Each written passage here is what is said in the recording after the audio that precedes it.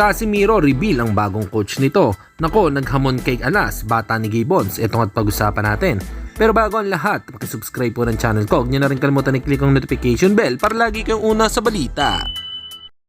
Laban ang aasahan, balita sa mga pambato na isasalang, pasabog na video, lahat yan nandito. Nino Cruz TV ang iyong paborito. Pag-usapan nga po natin mga kaboxing, bagong coach at conditioning ni 3 Division World Champion Janrel Cuadro Alas Casimiro. Ayon nga sa mga solidong boxing fans, ay ang kutob daw nila ay si Nonito Donaire Sr. Dahil kung matatandaan nyo, ang naging laban nito kay Yukinori Uguni na alam naman ng karamihan kung bakit nito kailangan ng isa pang coach. Ayon nga sa interview noon kay Nonito Donaire Sr. ay handa siya na magtrabaho sa Casimiro team bilang trainer nito. Kung sakaling kailanganin ng kanyang tulong, willing din naman si Casimiro na kunin din si Nonito Donaire Sr. Kung matatandaan nyo na sinabi niya ito dati sa kanyang live, ito nga at pakinggan natin. Donaire Champ, kunin mo conditioning coach.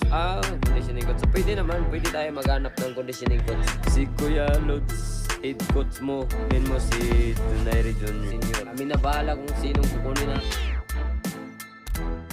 Samantalang dating naghamon noon kay Cuadro Alas na si Elijah Pierce ay tuluyan ng pumirma ng kontrata sa Viva Promotion na alam naman natin kung sino ang namamalakad nito, kundi ang anak ni MP President Sean Gibbons na si Brendan Gibbons. Ibinahagi nga ng nasabing promotion ang opisyal na pagpirma ni Elijah Pierce sa kanilang hanay, kung saan nga din ay na-mention ng Viva Promotion ang nakaraang post ni Pierce noong taong 2021 patungkol nga kay Casimiro na may nagkomento nga dito na Casimiro next. At maisingit ko lang po mga kaboxing na may laban din ang isa pa nating kababayan sa featherweight showdown, si Torres versus Carrington, February 16, Madison Square Garden Theater. Mark your calendar.